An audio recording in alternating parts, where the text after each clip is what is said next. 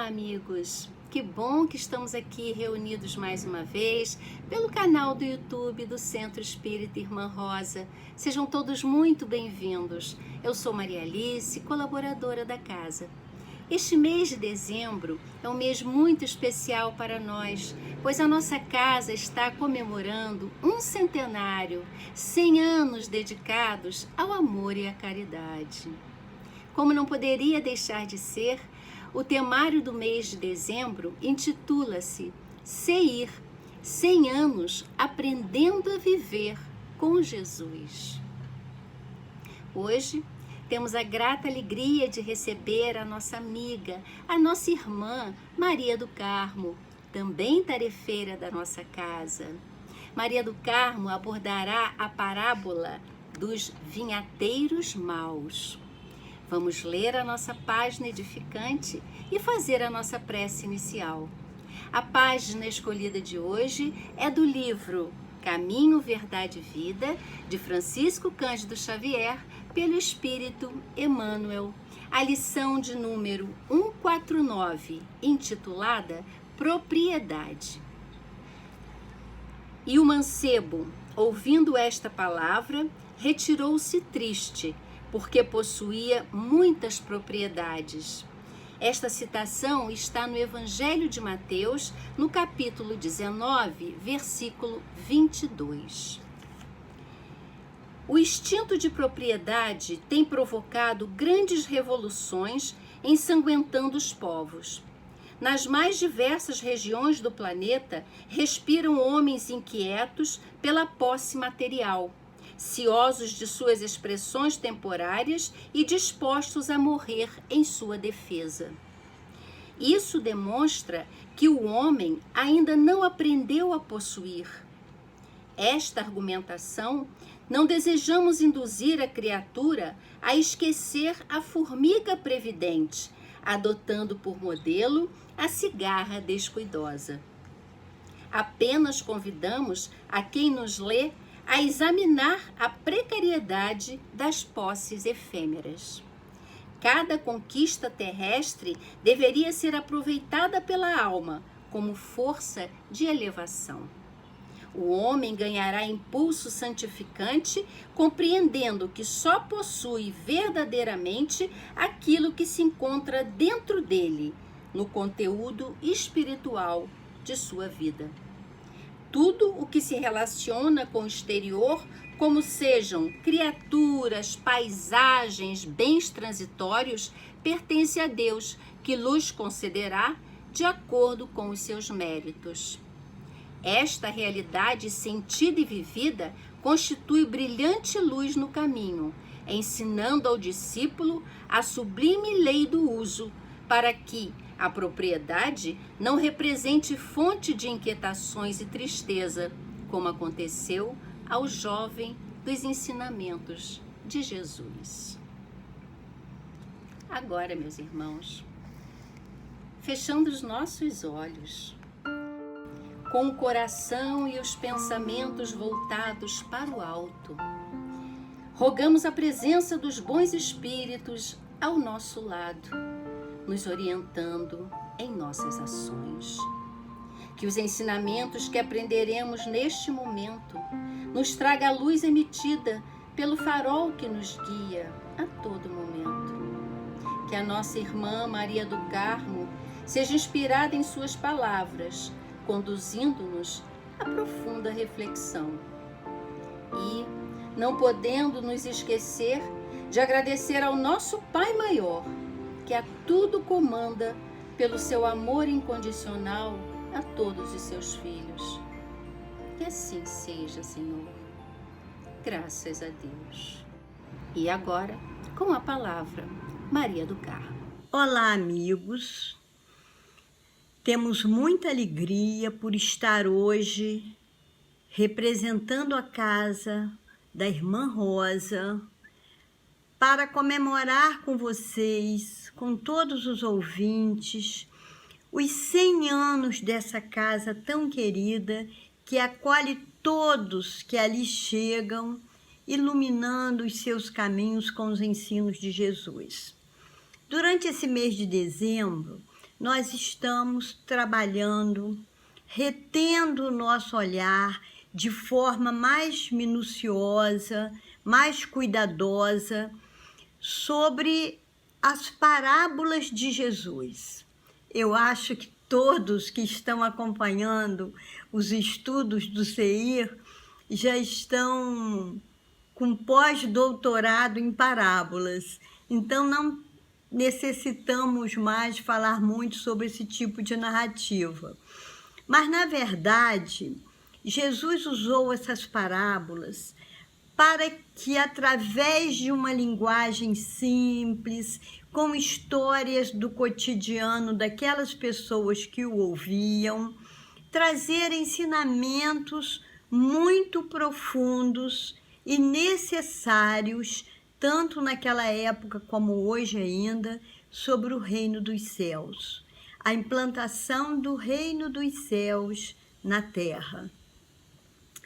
Assim, a parábola que hoje vamos estudar, ela fala especialmente do amor de Deus, do seu grande zelo pela humanidade e dos recursos que Ele nos oferece para desenvolvermos nessa nossa vida aqui na Terra os valores que necessitamos para burilar os nossos espíritos, para que um dia alcancemos a iluminação.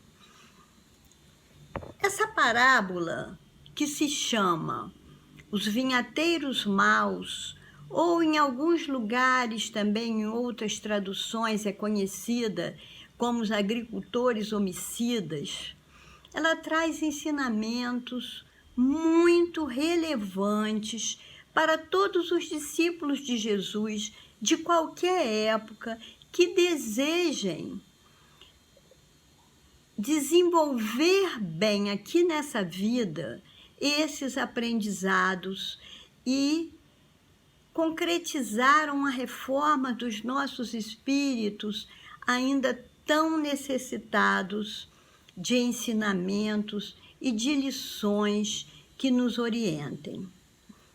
A parábola dos vinhateiros maus foi contada por Jesus num momento muito especial, em que ele estava no templo evangelizando e foi questionado pelos doutores da lei e pelos sacerdotes acerca da sua autoridade. Como nós sabemos, onde Jesus passava, implantando o reino dos céus, trazendo para a humanidade sofredora as orientações, a cura, o amparo, ele estava sempre cercado de pessoas muito ansiosas por aprenderem e por se transformarem, mas ao mesmo tempo ele estava sempre vigiado por aqueles que não o aceitavam como filho de Deus, como o Messias. E naquele momento no templo, ele é questionado por essas autoridades do templo. E eles perguntam a Jesus: com que autoridade ensinas todas essas coisas? E Jesus, com a sabedoria que lhe era peculiar, responde com outra pergunta. Eu também gostaria de vos fazer uma pergunta. O batismo de João era dos céus ou era dos homens? E nesse momento, aquelas autoridades ficam sem respostas. Pensaram e se viram num grande aperto. Se nós respondermos que era dos céus, ele vai nos perguntar: então por que não acreditastes nele? Se falarmos que é dos homens, toda essa população que está aqui e que crê que João era um grande profeta de Deus, vai ficar contra nós. E se calaram. E Jesus, aproveitando a oportunidade, começou a narrar a parábola dos vinhateiros maus, que era endereçada justamente para eles, que não desempenhavam as suas funções de zeladores da lei de amor, praticando os ensinos contidos nela, mas simplesmente cobrando das pessoas posições inflexíveis em relação a comportamentos apenas exteriores. Enquanto eles estavam cobrando isso, Jesus estava curando, abraçando, acolhendo, consolando os corações necessitados. Jesus realmente estava cumprindo a lei de amor, exemplificando com sua vida os ensinamentos que ele veio trazer para a humanidade. E assim ele começa. Havia um pai de família que plantou uma vinha. Quando Jesus começa essa parábola, e quando nós lemos essa parábola nos textos de Mateus, Marcos e Lucas, onde ela está registrada de forma muito semelhante, com muito pequenas variações, nós nos lembramos de Isaías, o profeta que veio anunciar a vinda do Cristo, o profeta que, possuidor de um vocabulário belíssimo, riquíssimo e muito inspirado, falava da beleza que seria, da luz que a terra receberia com a vinda do Messias. E no capítulo 5 do seu livro, por incrível que pareça, ele tece com seu estilo tão lírico e ao mesmo tempo tão simbólico, um verdadeiro hino de amor para falar do zelo desse pai com os seus filhos, com toda a humanidade. E ele conta exatamente a parábola da vinha má. Então, quando Jesus conta essa parábola em sua época, ele está se colocando como um elo muito importante entre os ensinamentos do Antigo Testamento, trazido pelos profetas para orientar a humanidade daquela época, e a sua lição agora da Boa Nova. Ele é o elo entre os antigos conhecimentos que Deus sempre se preocupou em enviar para a humanidade e agora a exemplificação viva dada por ele. Então, essa parábola realmente marca de forma muito concreta como Jesus estava, como está escrito até no nosso Evangelho segundo o Espiritismo, ampliando a lei, cumprindo a lei, não derrubando a lei. Então ele fala, Isaías fala de forma muito parecida. A parábola está ali com todos os seus elementos que Jesus vai retomar. Porque Isaías diz, houve um amado Pai, o nosso amado Senhor, que limpou um terreno, tirou dela todas as pedrinhas, todos os espinheiros, remodelou a terra, revolveu a terra, amaciando-a para receber as mudas da vinha, que foram muito bem selecionadas, plantou a vinha, construiu ali uma torre, construiu uma cerca e um lagar e ofereceu essa vinha para quem desejasse cultivá-la e colher os seus frutos. Mas na época de recolher os frutos, só havia uvas bravas. aqueles trabalhadores não cultivaram a vinha do Senhor.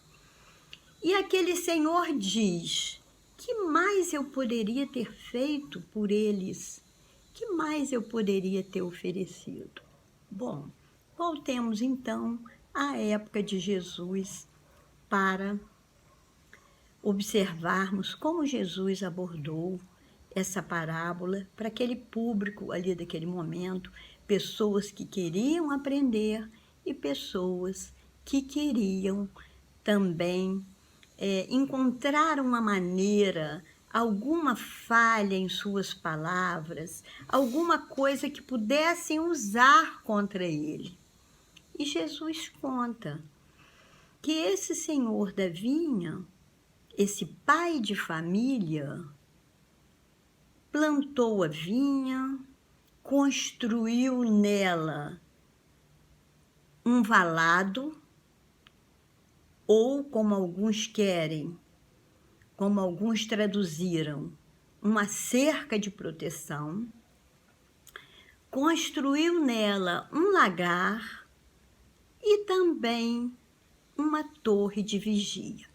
A parábola contada pelos evangelistas, ela mais ou menos que resume tudo o que vai acontecer nesses primeiros versículos. Todos os recursos que o Pai nos oferece para trabalharmos a vinha. Então, realmente, como fez Isaías, é um canto de amor de Deus, do seu cuidado, do seu zelo para com a humanidade. Porque esse pai de família é o pai da humanidade, é o pai da família universal. E nessa parábola, o que fica bem patente, a essência da parábola, é esse cuidado do Criador para que os seus filhos tenham recursos de desenvolver os seus talentos, os seus dons, cultivando essa vinha. E então, continuando com a parábola, nós temos o seguinte: depois arrendou a vinha para uns trabalhadores e ausentou-se para muito longe. Esse versículo também merece uma análise. Como Deus confia nos seus filhos. Ele oferece os recursos e aguarda a resposta, dando à humanidade, dando a todos nós a oportunidade de administrar a nossa vinha, a nossa propriedade, da maneira que acharmos mais adequada. O que colocaremos nessas plantas para elas continuarem saudáveis? O tipo de nutrientes que vamos usar? A estratégia que vamos desenvolver para combater as pragas, porque as pragas são uma realidade. As pragas atacam as plantas, todas, tanto essas da vinha como as plantas de Deus que somos nós. Então nós temos a oportunidade de combater essas pragas diariamente, olhando cada folha, não deixando que essas pragas se apossem de nossas plantas e as destruam, não deixando que algumas delas se aninhem em seus galhos para destruir a sua vitalidade, porque nós necessitamos de nossa vinha saudável para que produza os frutos que o nosso Senhor nos pediu e que vai um dia gostar muito, se alegrar muito de receber. Além dos cuidados diários com essa vinha, nós temos que estar atento também para esses recursos que nos foram dados. Como estamos usando, aproveitando a oportunidade que temos com esse valado que foi construído em torno da nossa propriedade? Esse valado, ou cerca viva, ou muro, esse símbolo de proteção indica que nós temos autonomia na nossa vinha. Esse valado foi construído para que nós tivéssemos serenidade e autonomia para cultivar essas plantas que nos foram entregues. Esse valado nos oferece a oportunidade da vigilância no nível mais material que temos. Só deixamos entrar em nossa propriedade quem nós quisermos receber. É claro que o nosso coração deve estar sempre aberto para receber todos, mas zelando pela harmonia, pela paz, pela sintonia que esses visitantes trazem para a nossa vinha. Muitos deles chegam desejosos de oferecer também uma colaboração, fazer com que essa vinha se fortaleça mais. Então, trazem muitos benefícios para nossas vidas. Outros, ainda menos preparados, chegam necessitando de nossas palavras, da nossa orientação que usamos em nosso cultivo, para que eles também possam, se quiserem, fazer essa troca, aprender também um pouquinho a cultivar. Então, esse valado é uma grande oportunidade. Mas e o lagar? Para que serve o lagar? O lagar é um grande tanque que foi construído pelo Senhor para que na época que os frutos estivessem maduros e fossem colhidos, eles pudessem ser transformados em vinho. Então, parte dessa colheita deveria ser oferecida a quem propiciou todos os recursos do seu desenvolvimento e também para serem oferecidas aos que estiverem necessitados. As uvas, logo após a colheita, se elas não forem aproveitadas, consumidas ou transformadas em vinho, com certeza vão se azedar e aquelas uvas ficarão perdidas. E é isso também que temos que evitar. Esse lagar na nossa vida, o que pode simbolizar? Quando chegamos nesse planeta de provas e expiações, com a responsabilidade de desenvolver a nossa caminhada aqui da melhor forma, tendo tantos recursos, nós sabemos também que como acumulamos durante nossas vidas, que são muitas encarnações, acumulamos grandes aprendizagens e acumulamos também muitos equívocos. Então aqui nós vamos passar por essas provas. E o lagar simboliza o momento da nossa prova, o momento em que somos esmagados como aquelas uvas pelos sofrimentos, pelas decepções, pelas dores, pelas nossas impossibilidades. E nesse momento de sofrimento, nós também somos orientados a buscar ajuda do alto, os bons espíritos, os nossos guias, o amparo de Jesus sempre nos fortalece nesses momentos para que possamos superar essas dificuldades e sermos transformados para uma vida melhor, para uma vida de plenitude. E só através das provas é que os nossos espíritos se fortalecem e têm a oportunidade de iniciar uma vida nova, uma vida de mais trabalho, de mais amor, de mais conhecimento. Além do lagar, nós ficamos sabendo por essas parábolas, por essas diferentes adaptações dessa parábola, que aquele senhor conseguiu construir também uma torre de vigia. O que significa essa torre? Aliada ao muro, ela vai oferecer mais recursos ainda para cuidarmos da nossa vinha. A torre, como nós percebemos, é o símbolo do que se eleva. Ela vai até as alturas.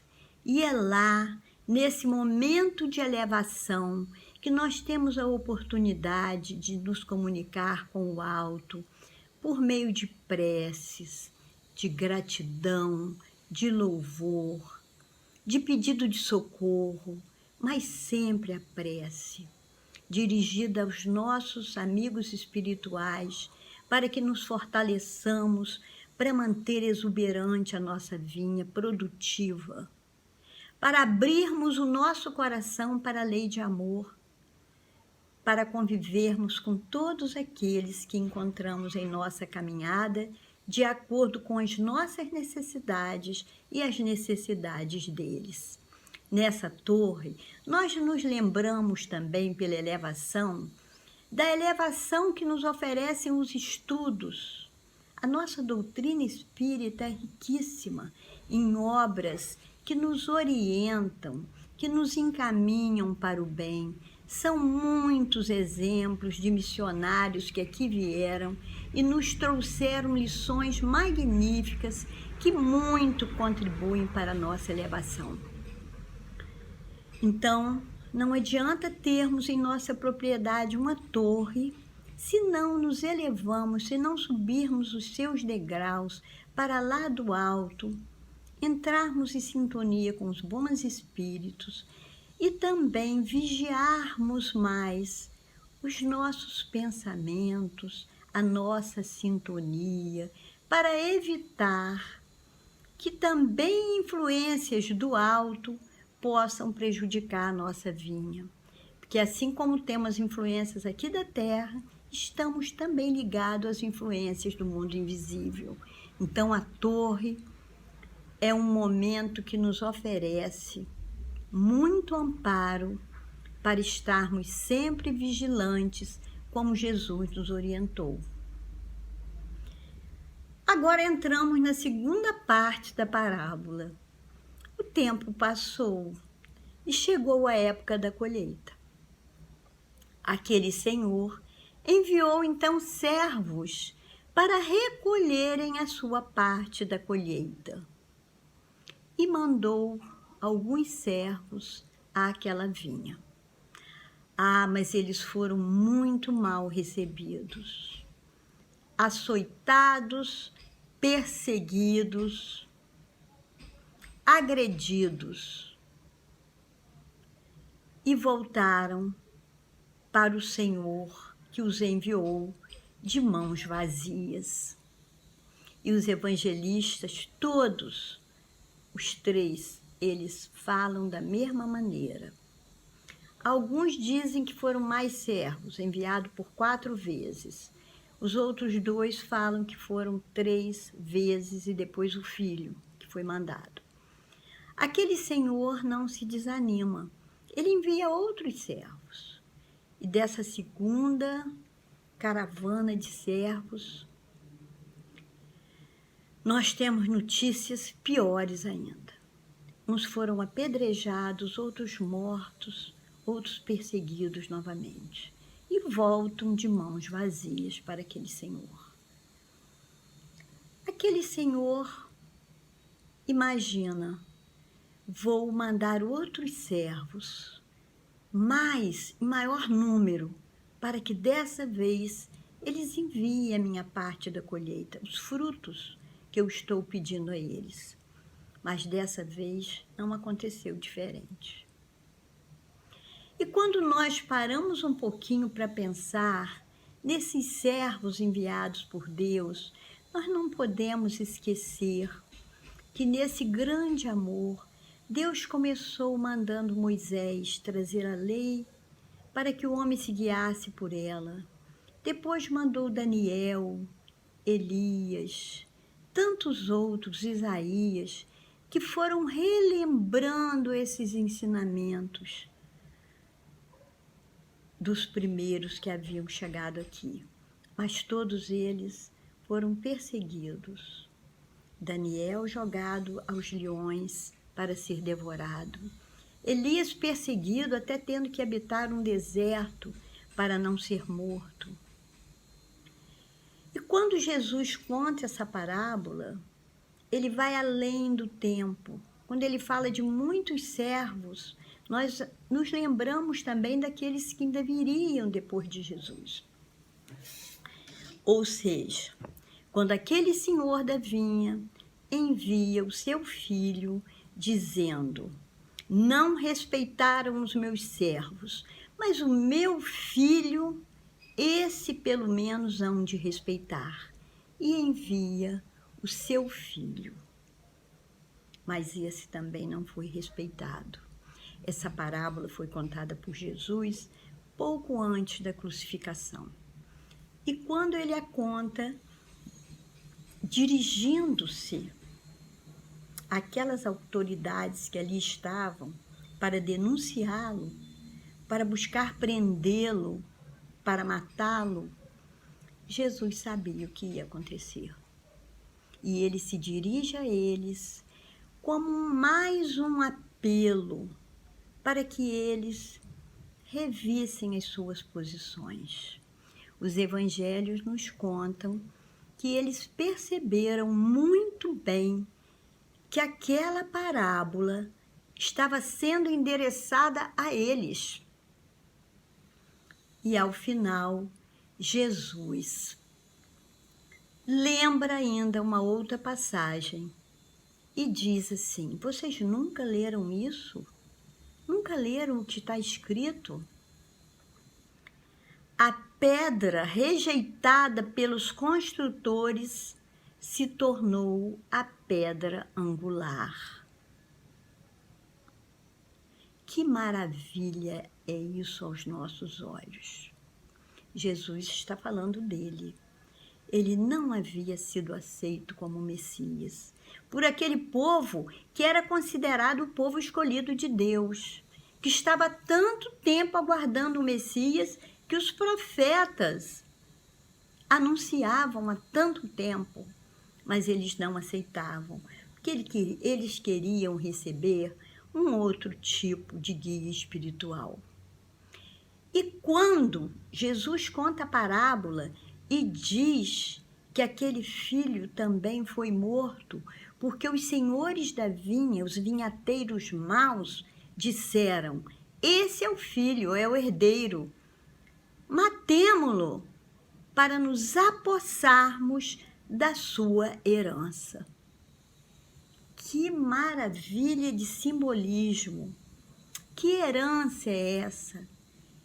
É o testamento que recebemos e que hoje todos os cristãos, todos os discípulos de Jesus usam para o seu crescimento, para o seu aprimoramento espiritual, a boa nova, as lições que Jesus deixou.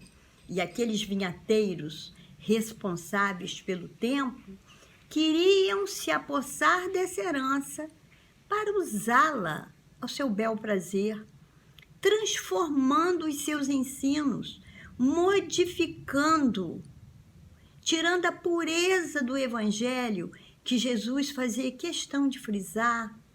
Bem-aventurados simples, bem-aventurados mansos, bem-aventurados que sofrem. Eles gostariam de mudar tudo isso para o jeito como eles entendiam, trabalhando aqueles ensinos desde o Antigo Testamento de uma forma dura, inflexível, que só dava bem-estar aos que detinham o poder. E foi isso que Jesus combateu, e foi por isso que Jesus, contando essa parábola, se referiu a eles e perguntou-lhes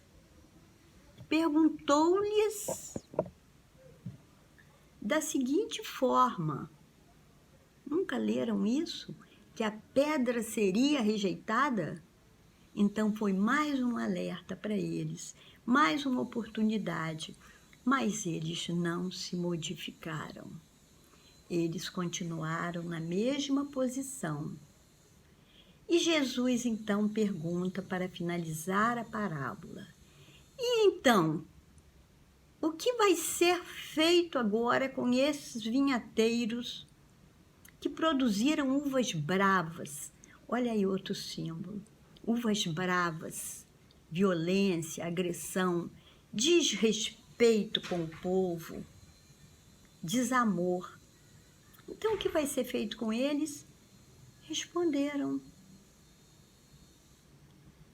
naturalmente serão expulsos da vinha. Realmente serão expulsos da vinha.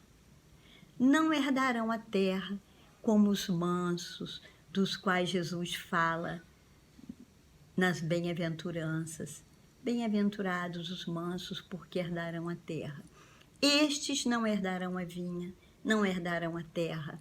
Serão enviados para um lugar muito mais difícil de progredir. Terão que recomeçar suas caminhadas, talvez nem recebendo mais a uva preparada como nós recebemos agora, mas tendo que cavar o chão duro, tendo que retirar os espinhos, tendo que se ferir para conseguir aprender que só com o nosso esforço, com o nosso trabalho, com o nosso amor, amando uns aos outros como Jesus ensinou, é que poderemos produzir esses frutos. Amigos, amigas, para encerrar essas reflexões acerca dessa parábola, nós gostaríamos de relembrar neste momento o texto que se encontra em João, capítulo 15, que diz o seguinte, registrando as palavras de Jesus: eu sou a videira verdadeira e meu Pai o agricultor. Os ramos que estão ligados a mim e não produzem frutos serão cortados e lançados fora. Mas os que estão ligados a mim e produzem frutos, produzirão muito mais com os cuidados que lhes serão dispensados. Então, meus queridos, que com essas reflexões nós possamos pensar bem nos frutos que estamos produzindo. Pedir ao Senhor da vinha, pedir à videira verdadeira para que nos ajude a produzir os frutos do amor, da benevolência, do perdão, da gratidão. Continuar a nossa caminhada entregando ao Pai esses frutos que resultam de todo o trabalho, de toda a dedicação que Ele sempre nos ofereceu.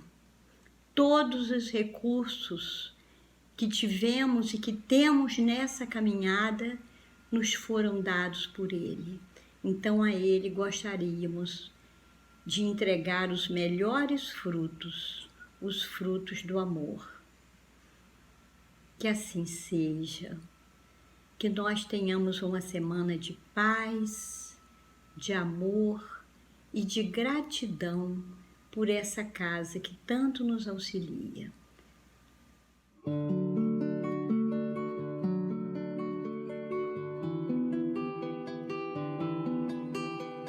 Queridos irmãos, embalados por estas palavras que acabamos de ouvir, vamos continuar sintonizados com a espiritualidade da Casa da Irmã Rosa, para juntos agradecermos ao nosso Pai de infinita bondade e justiça.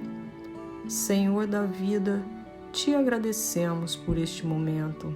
por termos recebido diretrizes seguras para atravessarmos os instantes em que a dúvida e a incerteza se abaterem sobre o nosso espírito. Pai de amor, te agradecemos porque nos enviaste o nosso irmão Jesus, que com seus exemplos nos mostrou que o único caminho para chegar a Ti é por meio da caridade.